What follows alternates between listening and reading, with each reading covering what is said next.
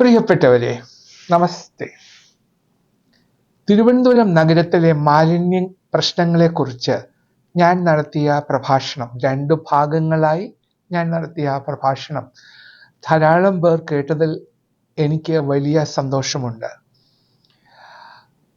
ചിലർ ചോദിക്കുന്നു, ഈ പ്രഭാഷണത്തിൽ നമ്മളുടെ നദികളെക്കുറിച്ച്, മരിച്ചുകൊണ്ടിരിക്കുന്ന നമ്മുടെ നദികളെക്കുറിച്ച് ഒന്നും പരാമർശിച്ചില്ല എന്ന്.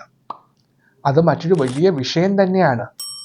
അതുകൊണ്ട് ഇന്ന് നമ്മുടെ നദികളുടെ മലിനീകരണ പ്രശ്നത്തെക്കുറിച്ച് തന്നെ നമുക്ക് ചർച്ച ചെയ്യാം. നദികളുടെ മലിനീകരണ പ്രശ്നം പറയുമ്പോൾ ആദ്യം ഓർക്കേണ്ടത് മാ ഗംഗ തന്നെയാണ്.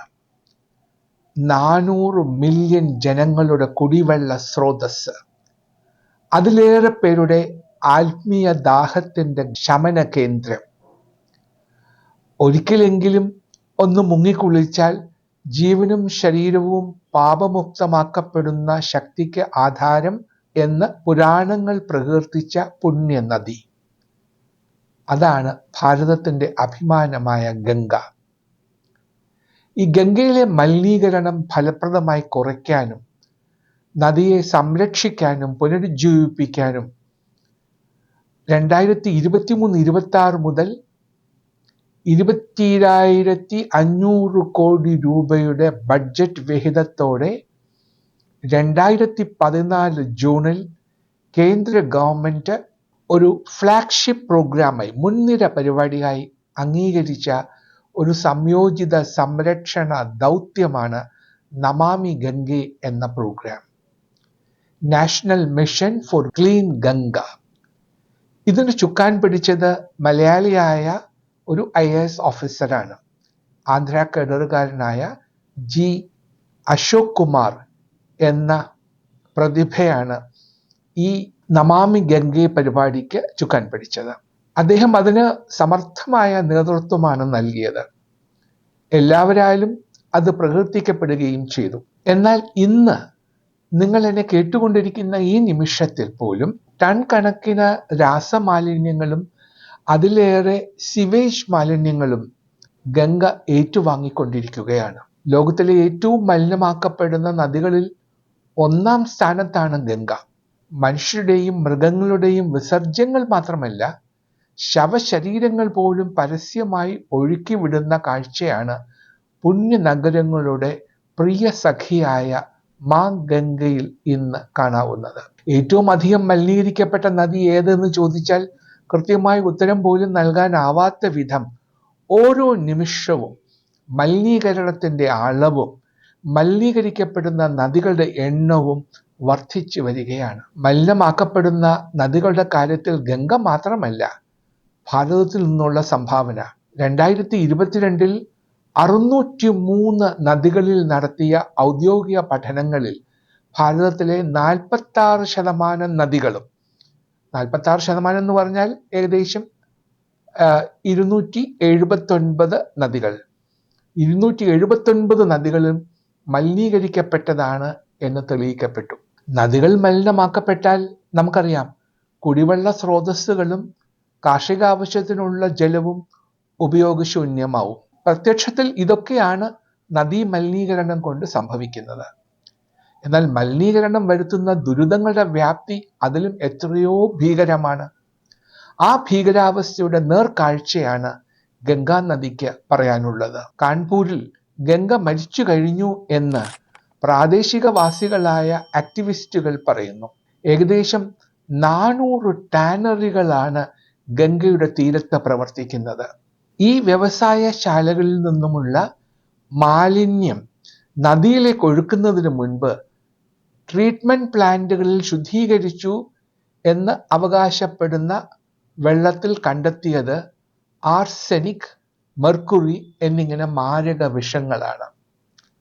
മറ്റെല്ലാ വ്യാവസായിക നഗരങ്ങളിലേതും പോലെ ഇവിടെയും വ്യവസായശാലകൾ വേനൽ സമയത്ത് കെട്ടി നിർത്തുന്ന മലിനജലം മഴക്കാലത്ത് തുറന്നു വിടുകയാണ് ചെയ്യുന്നത്.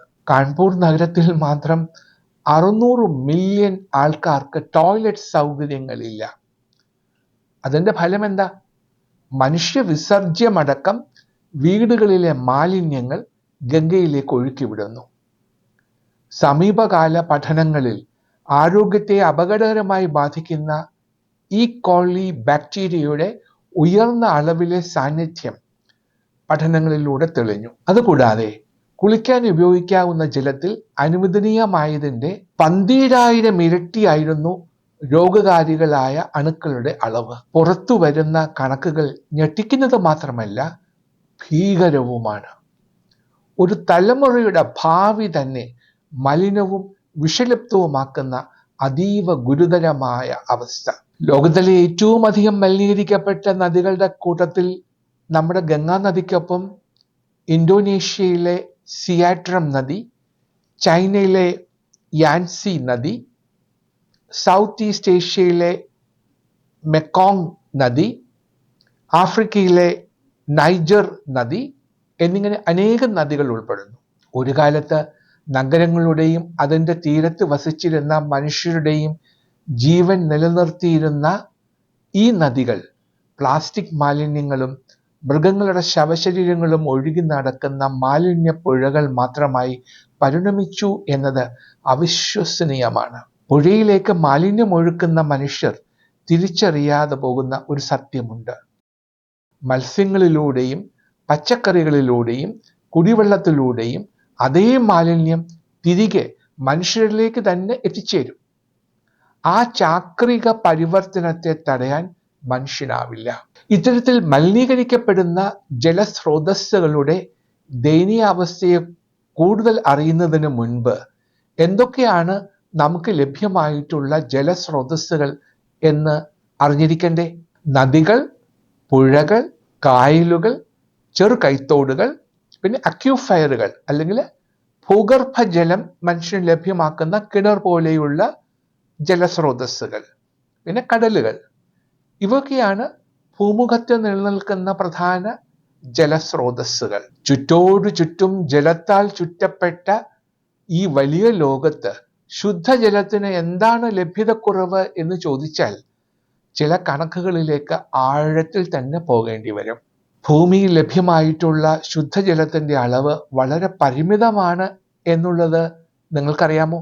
ലോകത്ത് ആകെ ലഭ്യമായിട്ടുള്ള ജലത്തിന്റെ അളവ് 14 ലക്ഷം ക്യൂബിക് കിലോമീറ്റർ ആണ്. ഇതിന്റെ 96.5% സമുദ്രങ്ങളിലാണ് ഉള്ളത്.